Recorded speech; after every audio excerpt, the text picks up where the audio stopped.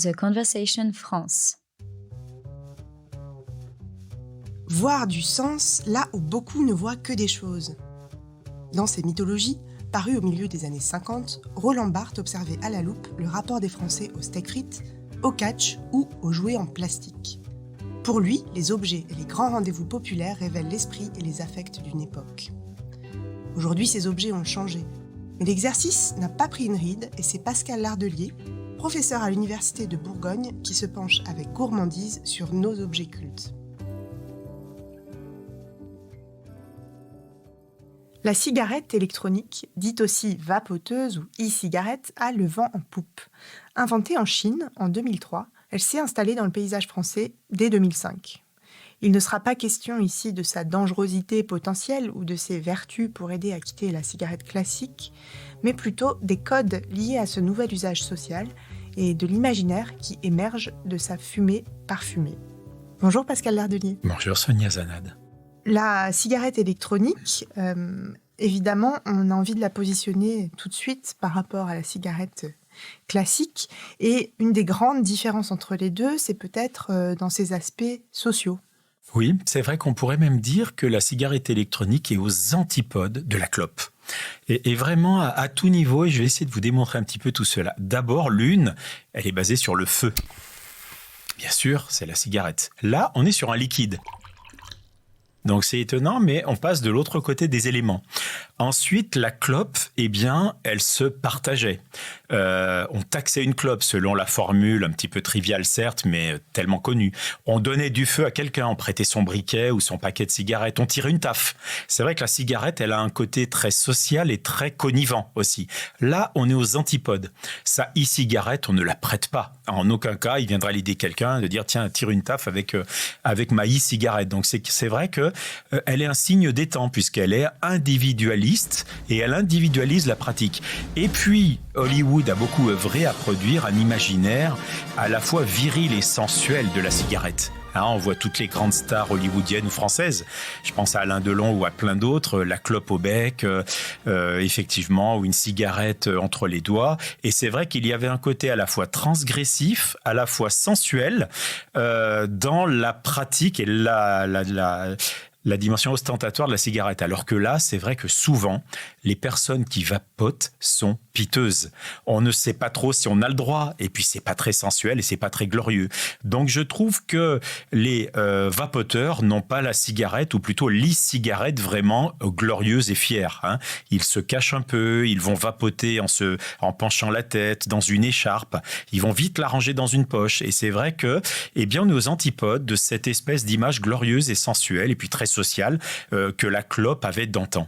Oui, c'est beaucoup le marketing qui a donné cette image glamour à la cigarette, mais on imagine mal In the Mood for Love avec des e-cigarettes à la place des... Oui, et puis on sait que pour des raisons aussi sanitaires et politiques, et puis de santé publique, on a gommé plein de cigarettes, de photos célèbres, d'écrivains, d'acteurs et d'actrices, etc. Et ces mêmes photos, si on mettait une e-cigarette entre leurs mains, de Welbeck à Rita Hayworth en passant par Delon et James Dean, ou John Wayne, ça serait complètement ridicule, ça serait incongru. Donc c'est vrai qu'il y a ce côté à la fois sensuel, j'y reviens, et transgressif, viril aussi pour les hommes qui fumaient, qu'on n'a plus du tout dans l'e-cigarette. C'est un objet neutre, c'est un objet non genré, et c'est encore un signe des temps par ce côté-là. Donc j'y reviens, individualisé, pipiteux. Et puis la cigarette, eh bien en règle générale, on la fumait jusqu'au bout. On allait jusqu'au filtre. Alors que l'e-cigarette, il y a dans une société du contrôle total un bouton qui switch sur le on ou le off. Et ça me semble aussi intéressant. C'est qu'on arrête quand on veut, officiellement. Et ça nous mène tout droit vers la question de l'homme augmenté, du cyborg, de la machine, puisque d'une part, il faut charger son e-cigarette. Oui. Pour rire, on dit toujours, voilà, tu fumes ta clé USB, c'est un peu ça. Oui. Et en plus, voilà, c'est un objet un peu geek qui est connoté comme ça, monde numérique. Oui, c'est vrai que l'objet, il est lui-même d'une tubularité métallique et glaciale. C'est vrai que l'objet, il n'y a pas cette braise que l'on voit au bout. Et c'est vrai que c'est un objet qui pourrait effectivement être l'objet emblématique du cyborg. C'est tubulaire, c'est froid, c'est métallique. Alors on les customise, certes. On les customise. Et là, on passe du cyborg à l'enfant, puisque ça peut être assez régressif pour le coup, d'avoir une e-cigarette dont le parfum est la vanille ou le bonbon anglais. Et puis, les imaginaires ne sont pas ceux de la sensualité qu'avait la clope.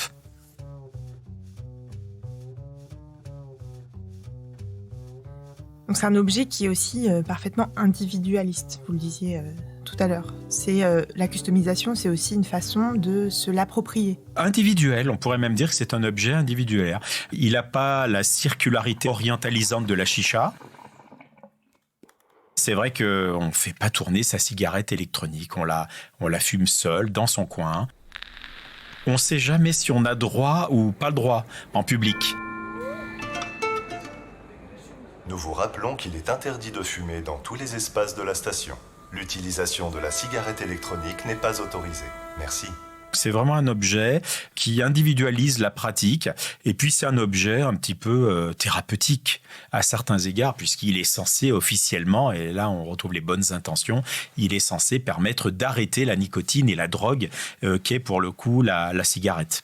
Il est plus proche de la pharmacie que de l'imaginaire glamour dont on parlait un peu plus tôt. C'est une pharmacopée, effectivement, postmoderne, qui fait que l'on va vapoter faute de mieux, on va vapoter tout seul dans son coin, on va vapoter avec comme consolation à ce vice qui n'en est même plus un petit goût de bonbon qui va flatter l'enfant qui est en nous, et puis la solitude que l'on va peut-être essayer d'oublier pendant ce moment où on est addict sans tout à fait vouloir le reconnaître, parce qu'il y a le petit bouton on-off.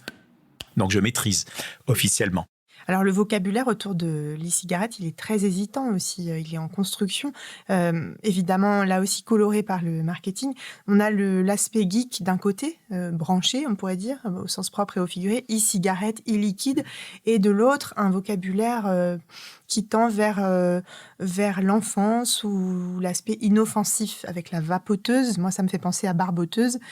Ou la vaporette, donc le het qui vient diminuer dans l'imaginaire la dangerosité, et puis qui sonne un peu comme Nicorette, qui est une marque, il me semble, un médicament qui permet d'aider à arrêter de fumer. Vous avez entièrement raison, Sonia. Il y a vraiment deux grands champs sémantiques qui effectivement vont capter les imaginaires de l'e-cigarette. Il y a d'abord donc la dimension branchée geek et cyborg avec le i- qui renvoie du côté de la cyberculture et de tous ces univers techno. Et puis de l'autre côté, effectivement, on va rendre inoffensif des choses qui ne le sont peut-être pas tout à fait, avec le het qui est un petit peu enfantin, qui vraiment veut sonner comme étant inoffensif. Voilà, mais bon, l'objet reste le même et la pratique, un signe des temps pour moi, un signe des temps, aux antipodes de la clope d'antan. La cigarette électronique a aussi cette spécificité qu'on voit à travers, en tout cas en partie. Il y a une petite fenêtre qui permet là aussi de contrôler le niveau du liquide, mais de voir ce qu'il y a à l'intérieur, au fond. Donc un petit peu comme ces montres qui dévoilent leur mécanisme.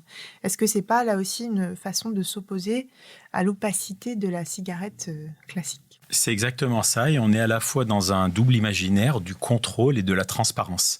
Alors le contrôle, parce qu'on voit les niveaux, etc. Donc tout est sous contrôle, pourrait-on dire, alors qu'une clope commencée était quand même une clope terminée sans trop qu'on sache ce qu'il y avait dedans, et on ne sait pas encore tout à fait. Et puis une transparence de bonne aloi, qui est l'une des grandes signatures de notre époque et la valeur cardinale de notre société de communication, où tout doit être vu, dévoilé, etc.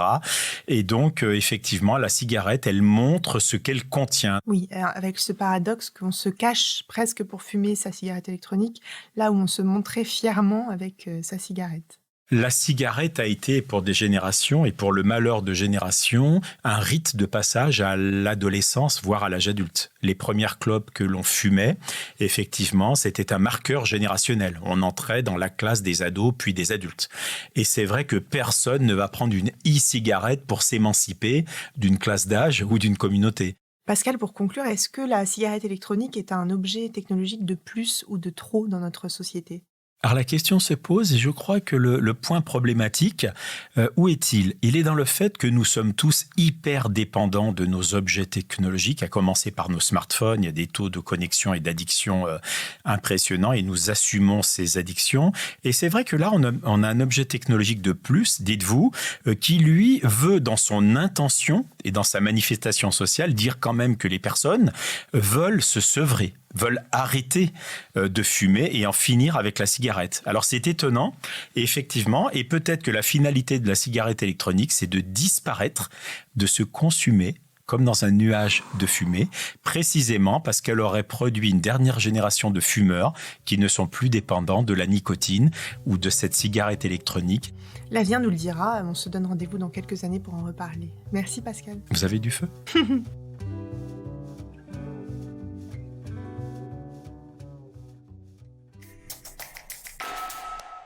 The Conversation France.